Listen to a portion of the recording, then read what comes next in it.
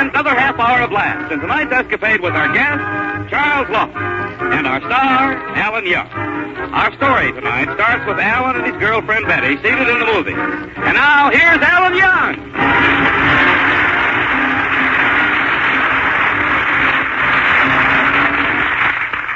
Gee, I like going to the movies with you, Betty.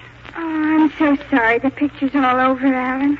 Those were the most romantic love scenes. Yeah. Too bad the usher made us break it up. Alan, you probably didn't see the picture with that big fat woman sitting in front of you. Well, I got a little look at the screen. She had a pierced ear. Well, let's go, Alan. This is where we came in. Wait a minute, Betty. They're flashing on the coming attractions. Oh, come on, Alan. Wait a minute, please. Saturday, Sunday, and Monday. Wonder who's in that one. Saturday, Sunday, Monday. Come and see the new sensational picture From Pillar to Post, starring Lassie.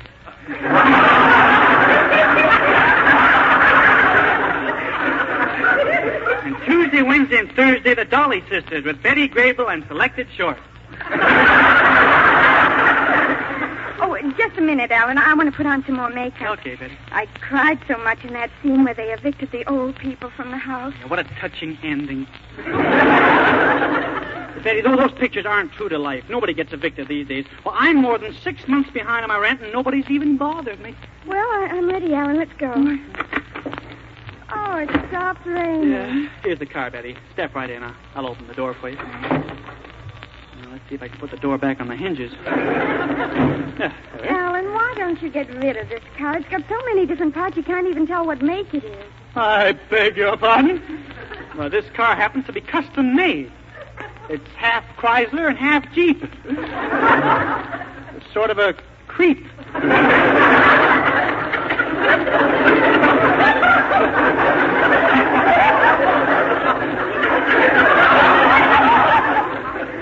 Kind of cold. I hope I don't have any trouble starting it here.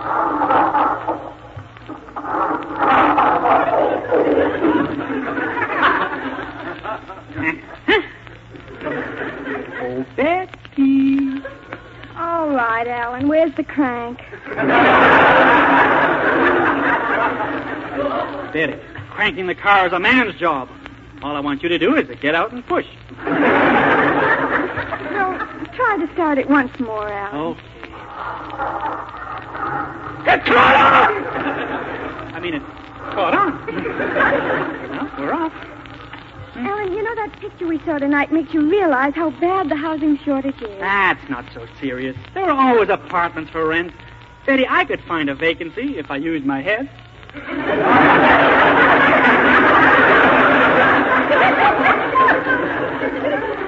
But look, Alan, look at all the houses on this block. Every one of them has a sign, no vacancy. What are you talking about, Betty? Look at that cute home in the corner with the gray shutters. They haven't got a no vacancy sign on that house. Alan, that's a funeral parlor. Oh. Well, I still insist, Betty, this housing shortage is exaggerated. How can you be so blind? Now, look at that house down there. All that furniture piled up on the sidewalk. They just evicted another poor soul. I have no pity on him. Any guy who let himself be evicted must be a jackass who doesn't know his own rights. Well, if that were my house,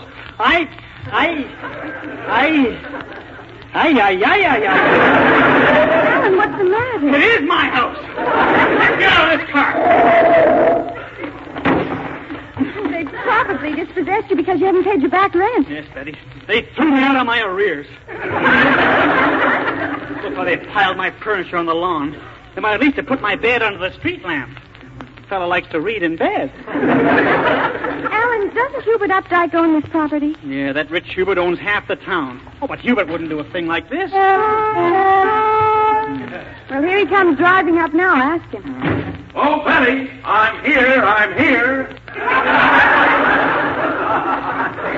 Hubert, did you have me evicted just because I didn't pay my back rent? Yeah, sir. Alan, I need all the space for my new building. I'm constructing my penthouse on the 40th floor. What's the rest of the building for? To hold up my penthouse. Oh, that was a witty one, yeah.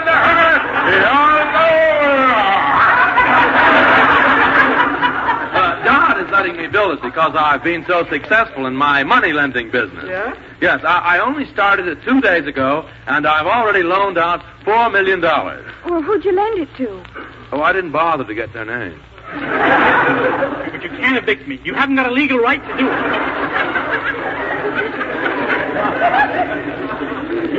You've got to let me back in my house. Absolutely not. Well, Hubert, I know your game. You want me to plead with you. You want me to humble myself by begging. Ah, no. You won't find Alan Young begging.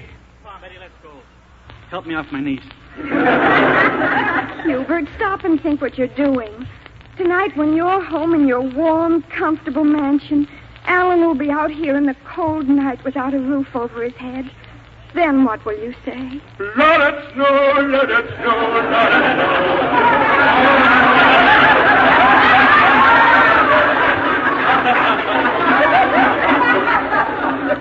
Come on, Betty.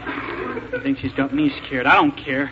I'm not afraid to live out in the open. I'm strong, see? I got stamina. Let the cold come. Let the winds howl. Let the rains pour. It won't affect me. It's true. Gesundheit, Alan. Thanks.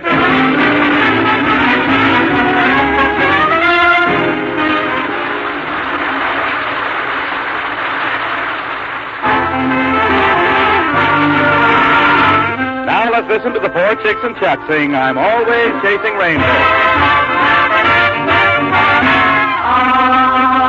I'm always chasing rainbow, watching clouds drifting by.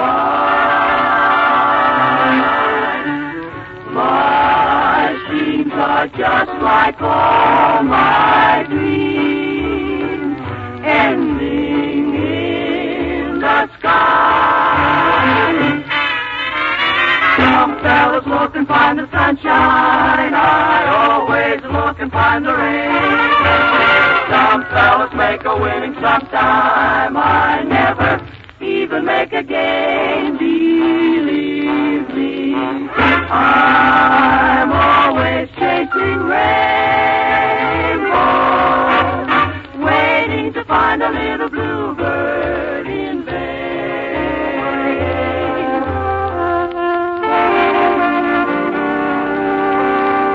Why have I always been a failure?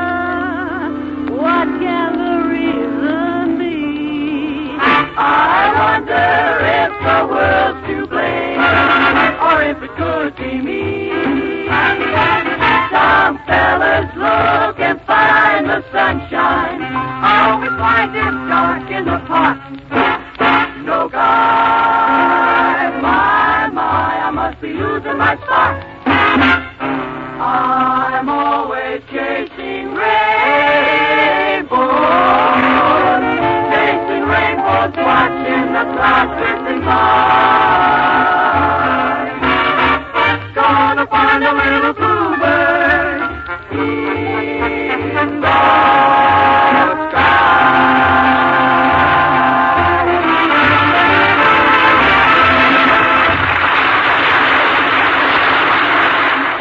Well, Alan was prepared to spend the night outdoors, but Betty, fearful of his health, won't hear of it. Instead, she's taking Alan home with her, where she plans to ask her father to put him up for the night. As we look in on the worried couple, they're tiptoeing upstairs to Mr. Dittenpepper's room, where he's fast asleep. Gee, Betty, you know how your father hates me. You think you'll mind if I wake him up? Oh, no, Alan. He's a very light sleeper. We'll just open his door. There. Oh, look how peacefully he's sleeping.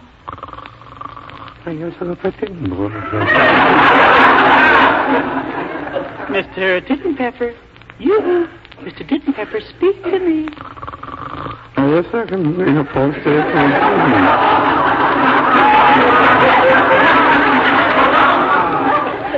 Oh, I don't know. Alan, the best way to wake Daddy is to tickle his toes. Okay. Kitchy, kitchy, kitchy. Kitchy, kitchy. You can stop now, Alan. Daddy's awake. Oh, I say, so, you do, Adam Bump. Give me my beat. Give me my beat. Oh, sure. Here they are in this glass of water, Mr. Dittenpepper. Thanks. There. Now, Ellen Young, what's the idea of waking me up? Well, Daddy, dear... Quiet. Let Ellen talk. Let Ellen talk? I was sitting there for... Shut up! Ellen Young, how dare you come out here and wake me up? Daddy, Alan would like to sleep here tonight. He's been evicted from his house. Alan's been evicted from his house? Oh. Thrown out in the street. Furniture all over the sidewalk. Didn't ever. Don't take it so hard. Daddy, please let Alan sleep here. Ellen Young will sleep here over my dead body. Make an awful lump on the mattress. Ellen Young, get out of this house. Get out! Just what are you hinting at? All right, Daddy. Make Alan walk the streets all night. But remember this. When you're in your warm, comfortable bed, Alan will be out in a cold night without a roof over his head. Then what will you say? Let it snow, let it snow, let it snow, let it snow.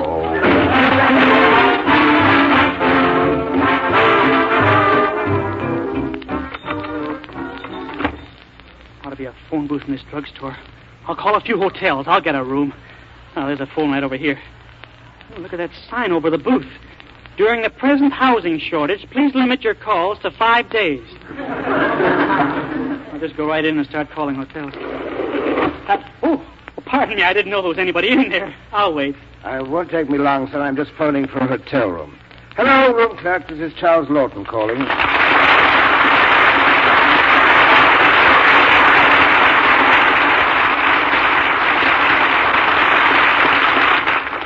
You have a room for me. Oh, you do? Is it a nice room? Oh, it's a little small when the elevator comes down. Do you have anything else? Oh, it is, and the bathroom is out of this world. That's a long walk on a cold night. What's that? Oh, you just rented it. Now, look here, I've had enough of this dilly-dallying. If you can't give me a room, you can have the courtesy to tell me where to go. Uh-huh. Well, at least there'll be heat in the room. Well, pal, I'm afraid I'll have to go back to sleeping in the Y. You have a room in the Y? Not exactly. You know that big electric sign that says YMCA? Huh? Well, I sleep in the Y. I guess we're in the same boat. My name is Alan Young. I'd be much more impressed if your name were Waldorf Astoria.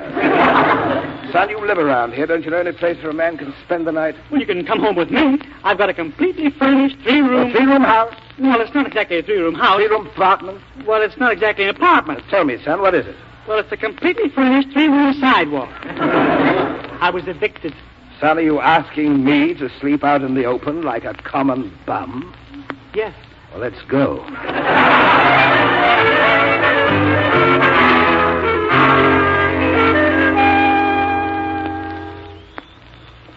Mr. Lawton. Yes, Alan. Mr. Lawton, have you finished undressing? Yes, Alan. Good. Can I use the rose bush now? No, I'm washing up. I'm using the bird bath.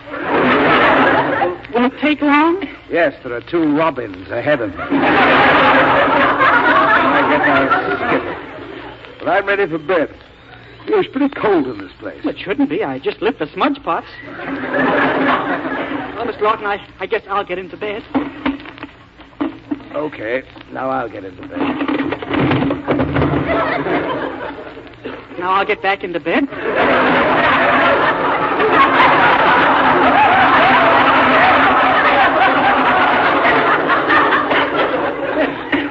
Oh, it's comfortable here, Mr. Lawton. Oh, darn it. I forgot to put out the light. I'll take care of that. Where's my shoe? Well, good night, Mr. Lawton. Good night, Alan. Oh, dear, I think it's starting to rain.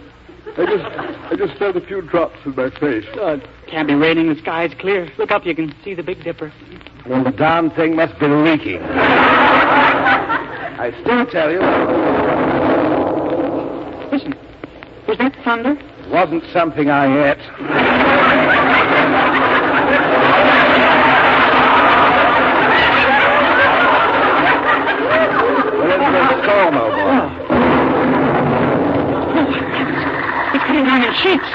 Guess I haven't been this wet since mutiny on the Bounty. Let's grab the bed and run for the house. Be careful, old boy, getting the bed through the door. It's just so heavy, we'll never make it. Oh, come along, Alan. Light as a feather. Nothing to it. Just ease it through the door. Yeah. It goes down right over here. There we are. Wasn't so bad carrying that bed, was it? No, but it would have been easier if you'd get out of it.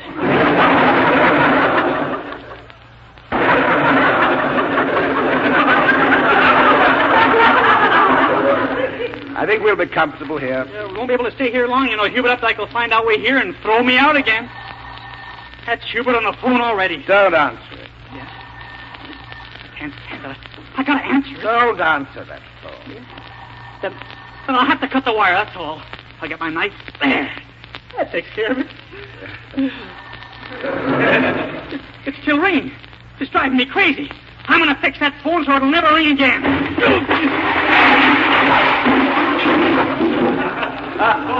That did it. That won't bother us anymore. No. I cut the wires. I broke the phone. Why is it still ringing? Why? I'll tell you why. It's the doorbell. What are we going to do? He's going to throw us out in the rain. No, Ellen, he won't throw us out. I just thought of something. It's against the law to evict a dying man. But I'm not dying. I wouldn't even know how to fake it. I'll show you how. Now, you concentrate, Alan. You're sinking fast. You know you're going, and you can't fight any longer. You're going, Alan. You're going into the great beyond. You're going. Say something. Say something. Bye now.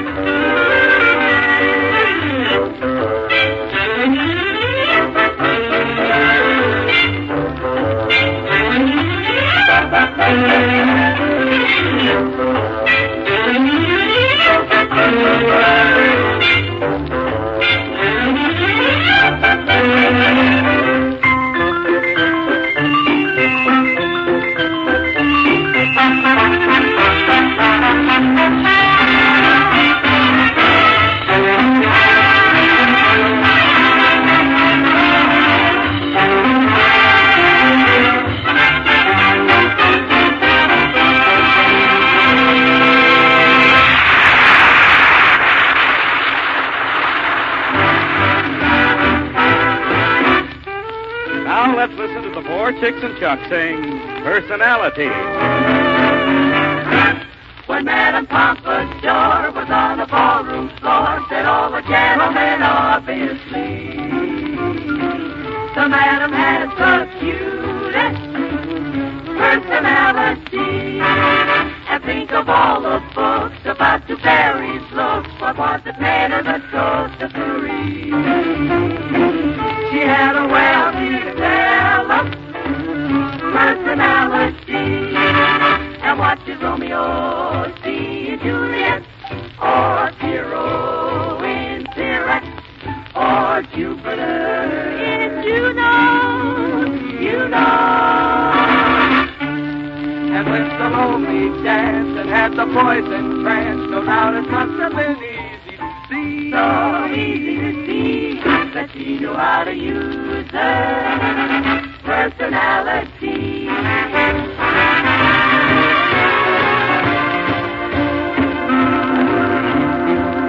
And why are certain girls offer certain things like tablecloths and wedding rings by men who wear the that's right, Jack. That's right. So don't you say I'm smart and have the kindest heart. Oh, what a wonderful sister I'd be. Just tell me how you like my personality.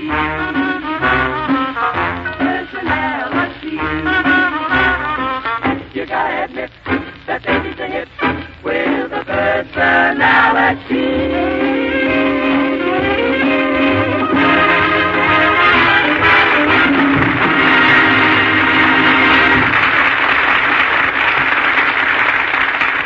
While Hubert Updike impatiently rings the doorbell outside, Charles Lawton is preparing Alan for his great dying scene in a last-minute effort to forestall eviction. All right, Alan. I'm ready to let Hubert in now. Just lie quietly in bed and groan softly. But, Mr. Lawton, that won't work. Hubert will be able to tell my real condition by the color of my cheeks. You're right. I'd add a little rouge so he won't think you're dead. Now, remember, you're dying because Hubert caused you to be exposed to that terrible rain. Now, start groaning a little. I'm going to let Hubert in. All right. How dare you keep me waiting?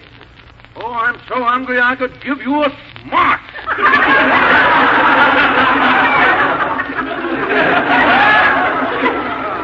Quiet, please.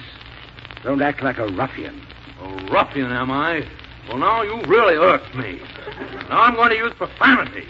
To you, sir, piss and tush. Pish and tush, eh? And to you, sir, tush and pish.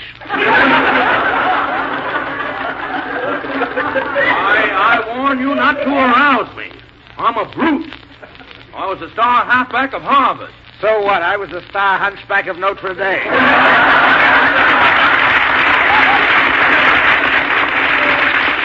Thank you to show the proper respect. Someone in this house is passing on. Right there in that bed. Alan, for heaven's sake, start passing on. Heavens to McVouty. It's Alan Young. Hubert, this is all your fault. You have driven me into the rain, and now I lie here, wretched and drenched. I grow weaker, weaker, and weaker.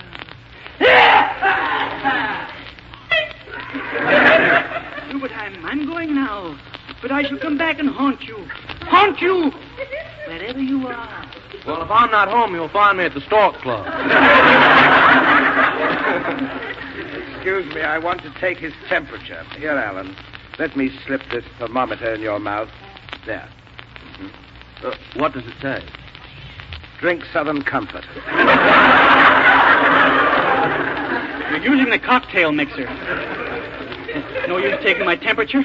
I'm going fast. I hear music. Sweet music in the distance. The sound of harp. Alan, what are they playing? Onesie, twosie. I see a vision. A long road leading up to the sky. On that road is a golden chariot driven by an angel in a long white robe. That's Madman Muntz. Alan, I was worried about you in the rain. Oh. Alan, what's going on? What are you doing in bed? Quiet, Betty. Alan is about to become deceased. I evicted him into the rain. Oh, Alan, you're so wet. Oh, you're soaked from head to foot. That's all right, Betty. Where I'm going, it'll dry out quick. Oh, no. No, you can't go. You can't go. When you gotta go, you gotta go. Betty, would you grant me one last request? Anything, Alan. Kiss these fading lips, for I am going fast. All right, Alan. Betty, kiss these fading lips, for I am going fast. Betty, kiss these fading lips, for I'm going fast. Alan, you'd better stop. There's steam coming out of your ears.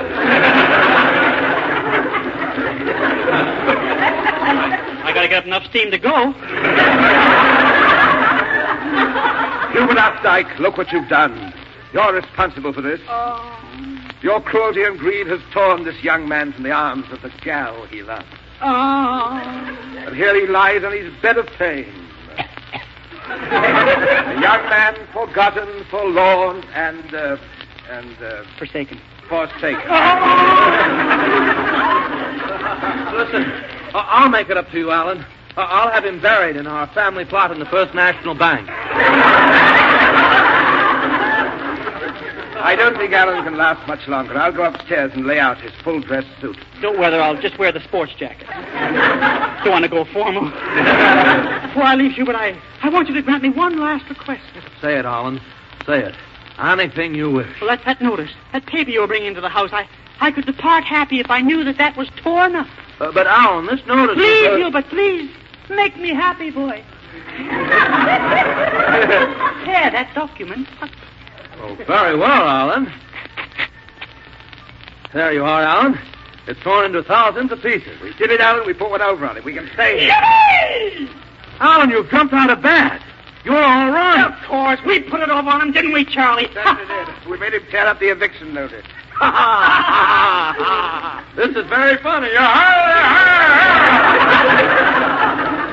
are you laughing? Because that wasn't an eviction notice. It wasn't? No, I had a change of heart, so I was bringing you a 2-year lease with free rent. And you made me tear it up. Oh, no. Oh, no. No.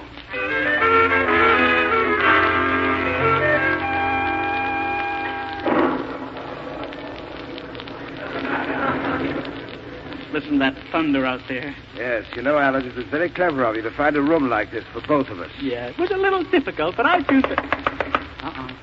What is it? We'll have to get out of this booth. Somebody wants to use the phone.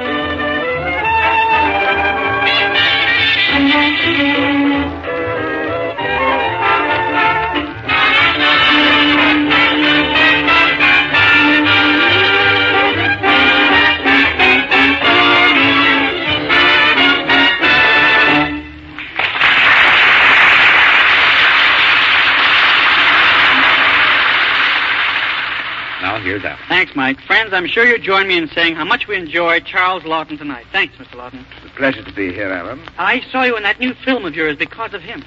You did? Yes. I was sitting up in the front row. I'm surprised you didn't recognize me. Well, the film was going so fast, I hadn't time to say hello. Oh. Good night, Alan. Good night, Mr. Lawton.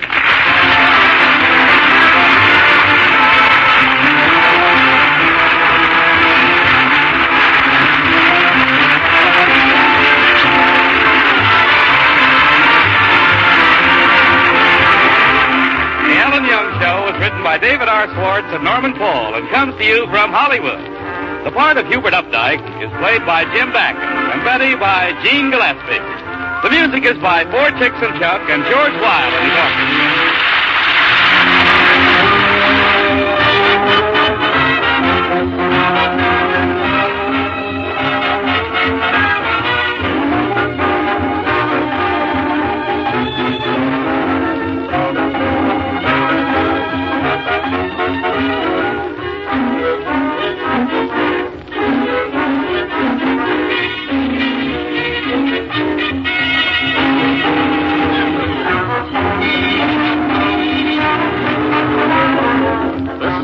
Forces Radio Service.